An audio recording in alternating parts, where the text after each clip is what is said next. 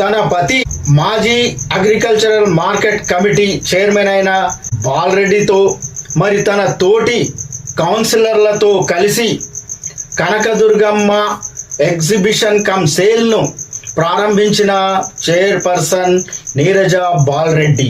అయితే బాలరెడ్డి గారు, పటేల్ గారు, మరి మీకు ఈ జాయింట్ వీల్ ఎలా అనిపించింది? మీ ఎక్స్పీరియన్స్ చెప్పండి.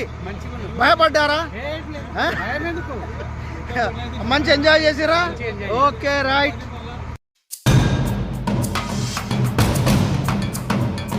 అందరికీ సలాం, నమస్కారం. పై న్యూస్ ఇమానియాకు స్వాగతం. నేను రిజ్వాన్, మొహమ్మద్ ముస్తఫా రిజ్వాన్. అయితే ముఖ్యాంశం ఏమన్నదంటే, ఈ రోజు కనకదుర్గమ్మ ఎగ్జిబిషన్ కమ్ సేల్స్ అట్టహాసంగా నీరజ బాలరెడ్డి గారిచే ప్రారంభించబడింది.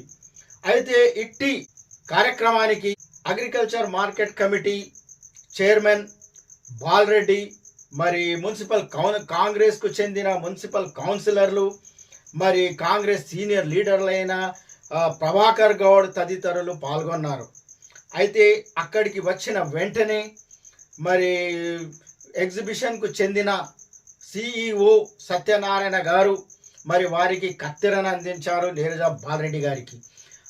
నీరజ బాలరెడ్డి గారేమో ఆ కత్తెర తీసుకొని రిబ్బన్ కట్ చేయడం జరిగింది. ఆ వెంటనే మరి వారికి, మరి బాలరెడ్డి గారికి, మరి అదేవిధంగా తోటి కౌన్సిలర్లకు అందరికీ శాలువా కప్పి మరి పూలమాలలు వేసి సన్మానించారు. ఇది వెంటనే జరిగిపోయింది.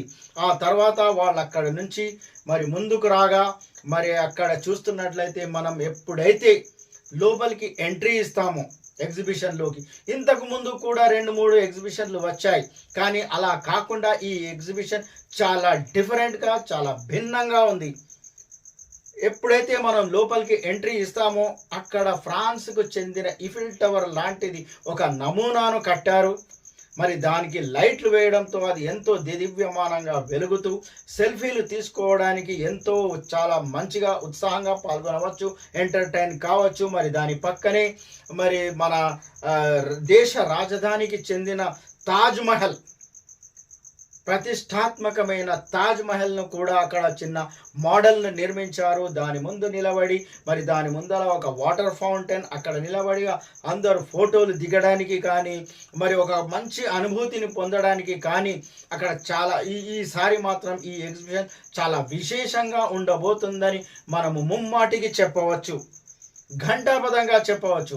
అలాగే అక్కడ నుంచి మనం ఇంకా కొంత ముందుకు పోయినట్లయితే అక్కడ మరి ఇంటికి కావలసిన ఏవైతే సామాన్లు ఉంటాయో, ఇంటికి కిచెన్కు ఈ విధమైన సామాన్ల అమ్మకాలు అక్కడ జరుగుతుంటాయి. అక్కడ షాప్స్ నిర్వహిస్తున్నారు. మరి దాని తర్వాత మరి చిన్నపిల్లల కోసం ఆట బొమ్మలు, మరి ఇటు మన ఆడపిల్లల కోసం, ఆడవాళ్ళ కోసం మరి గాజులు, రింగులు లాంటివి ఈ విధమైన స్టాల్స్ను కూడా, షాప్స్ కూడా అక్కడ నిర్వహిస్తున్నారు. అంటే ఎగ్జిబిషన్ కమ్ సేల్. మరి ఈ విధంగా మనం ఇంకా ముందరకు పోయినట్లయితే అక్కడ చిన్నపిల్లలకు, పెద్దలకు అందరికీ ఎంటర్టైన్ కావడానికి ఉయ్యాలలు, మరి రిమోట్ కార్లు, మరి చిన్న రైల్, మరి అదేవిధంగా బోటింగ్, వాటర్, అక్కడ ఒక చిన్న పూల్ను నిర్మించారు. అందులో బోట్స్ కూడా ఉన్నాయి. అవి చిన్నపిల్లలు అక్కడ దాన్ని బోటింగ్ చేయవచ్చు. మరి అదేవిధంగా షిప్ లాంటిది, పడవ లాంటి ఒక ఓడ లాంటిది ఒక ఉయ్యాల, మరి అది, మరి దాని పక్కన వచ్చినట్లయితే మరి జిగ్జాగ్, మరి అదేవిధంగా జాయింట్ వీల్. అయితే ఈ జాయింట్ వీల్ పై ఇవన్నిటిపై మనము ఎవరైనా కానీ, చిన్నపిల్లలు కానీ ఎవరైనా కానీ అక్కడ మనం ఎంటర్టైన్ కావచ్చు. చాలా మంచి అనుభూతిని మనం ఇక్కడ నుంచి ఒక ఎక్స్పీరియన్స్ని తీసుకొని ఇంటికి వెళ్ళవచ్చు.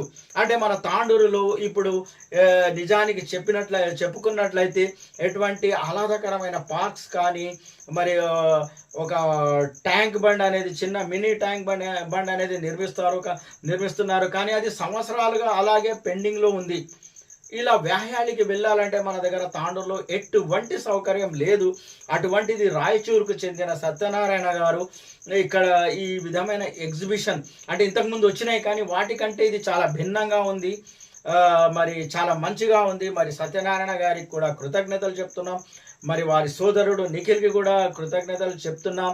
మరి టికెట్ల వరకు చూసుకున్నట్లయితే చాలా ఒక పేద మధ్యతరగతి వాళ్ళు కూడా ఇక్కడ టికెట్ తీసుకొని మరి లోపలికి వెళ్ళిన తర్వాత మరి ఉయ్యాలలకు కానీ జాయింట్ వీల్స్కి కానీ ఖర్చు పెట్టుకునేటంతని ఒక బడ్జెట్లో వచ్చే విధంగానే టికెట్స్ ఉన్నాయి.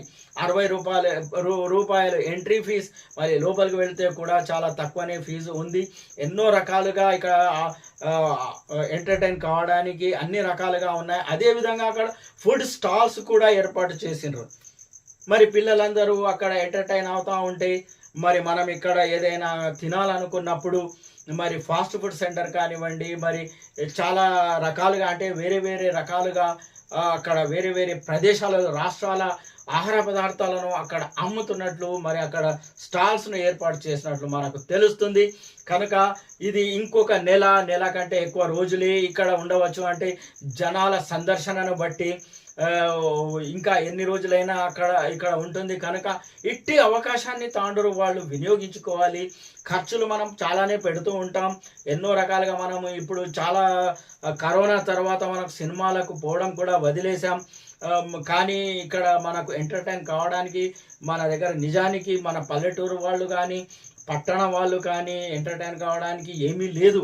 అటువంటప్పుడు ఇటువంటివి ఎగ్జిబిషన్స్ వచ్చినప్పుడు వాటిని వినియోగించుకోవాలి. కొంత మన ఖర్చు అయినట్లనే కనిపిస్తుంది, నిజమే. కానీ ఇది పేద మధ్య తరగతి వాళ్లకు కూడా అందుబాటులో ఉండే విధంగా నిర్వాహకులు జాగ్రత్త పడ్డారని చెప్పుకోవచ్చు. మరి ఇటువంటి అవకాశాన్ని వినియోగించుకొని మంచి అనుభూతిని పొందాలని పై న్యూస్ తరఫున మేము విజ్ఞప్తి చేస్తున్నాం.